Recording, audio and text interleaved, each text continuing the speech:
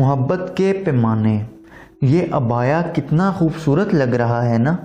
فرحان نے کرن کو پرجوش انداز میں مخاطب کیا۔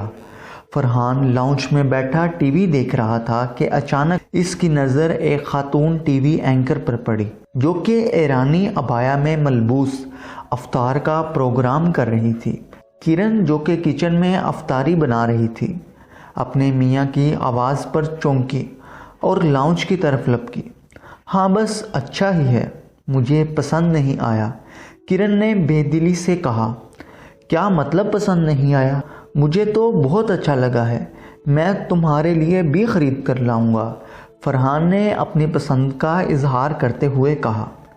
فرحان مت لے کر آئیے گا، اور اس جیسا تو میں بالکل بھی نہیں پہنوں گی۔ کرن بگڑی، کیا مسئلہ ہے اس میں؟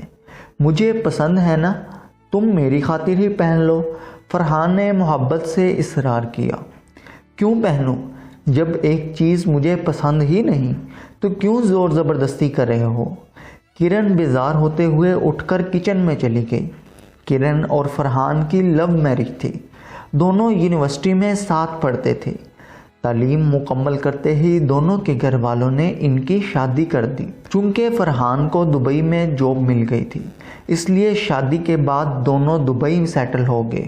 دونوں ہی کا تعلق جوائنٹ فیملی سے تھا، اس لیے دونوں کا فیملی سے الگ رہنا پہلا تجربہ تھا۔ یہی وجہ تھی کہ ہفتے میں یہ ان کے درمیان تیسرا جھگڑا ہوا، اور شروعات ہمیشہ کرن کی طرف سے ہوتی۔ افطاری دونوں نے خاموشی سے کی، اور فرحان اٹھ کر مغرب کی نماز پڑھنے چلا گیا۔ واپسی پر فرحان نے گاڑی گھر کی بجائے مارکیٹ کی طرف موڑ لی، اور مارکیٹ پہنچ کر اس نے ویسا ہی عبایا خریدا جیسا اس نے ٹی وی پر دیکھا تھا۔ گھر پہنچتے ہی اس نے کرن کو آواز دی جو کہ کچن میں چیزیں سمیٹنے میں مصروف تھی۔ فرحان کی آواز پر کرن کام چھوڑ کر لاؤنج میں آ گئی۔ یہاں بیٹھو میرے پاس، فرحان نے کرن کا ہاتھ تھامتے ہوئے کہا۔ کیا مسئلہ ہے کرن؟ ابھی ہمیں ایک ہوئے کچھ دن ہی ہوئے ہیں اور تم ابھی سے مجھ سے اتنی بیزار ہو؟ فرحان پریشان تھا۔ میں بیزار نہیں ہوں، کرن آہستگی سے بولی۔ تو پھر کیا وجہ ہے؟ فرحان نے پوچھا۔ بس مجھے آپ کا یوں غیر محرم عورتوں کی تعریف کرنا اچھا نہیں لگتا۔ فرحان کو جیسے جھٹکا لگا، اسے آج سے پہلے والا جھگڑا یاد آیا جو کہ ایک افطار پارٹی سے واپسی پر ہوا تھا۔ اس کی وجہ بھی آج کی وجہ جیسی تھی۔ فرحان کو پارٹی میں ایک عورت کا ہیئر سٹائل بہت پسند آیا، اور کرن سے بھی ایسا ہیئر سٹائل بنانے کو کہا تھا، جس پر کرن فرحان سے 2 دن ناراض رہی۔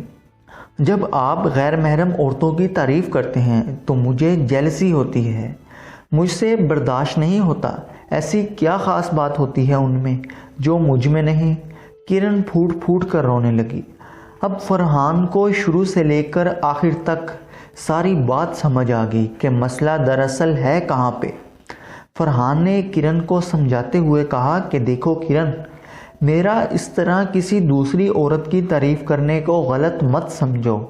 مجھے اگر کسی غیر محرم کی کوئی چیز اٹریکٹ کرتی ہے تو اس کا ہرگز یہ مطلب نہیں کہ میں اس کی محبت میں گرفتار ہو جاتا ہوں، بلکہ میں وہی چیز تمہارے اندر محسوس کرنا چاہتا ہوں۔ اگر کسی عورت کی کوئی ادا مجھے اچھی لگتی ہے تو اس کا یہ مطلب نہیں کہ میں اس کی طرف کھینچا چلا جاتا ہوں، بلکہ میں وہی ادا تم میں تلاش کرتا ہوں، اور اگر تلاش نہ کر پاؤں تو پھر اس ادا کو تم میں پیدا کرنے کی کوشش کروں گا، کیونکہ کرن تم میرے لیے حلال ہو اور غیر محرم میرے لیے حرام، اور میں اللہ کے حکم کے مطابق حلال کو اپناؤں گا اور حرام سے پرہیز کروں گا۔ کیوں میں حلال کی موجودگی میں حرام کی وجہ سے اپنے رب کو ناراض کروں؟ تم میری دنیا ہو، اور انسان دنیا سے جدا موت کے بعد ہی ہوتا ہے۔ کرن کی روتے روتے ہچکی بند گئی اور اسے اپنی غلطی کا احساس ہونے لگا۔ یہ اس کی بے جا ضد کا نتیجہ تھا۔ چلو اب رو رو کر خود کو ہلکان کرنا بند کرو اور یہ عبایا پہن کر دکھاؤ۔ فرحان نے ٹیبل کے نیچے سے عبائے والا شاپر کرن کو تھماتے ہوئے کہا۔ کیسی لگ رہی ہوں؟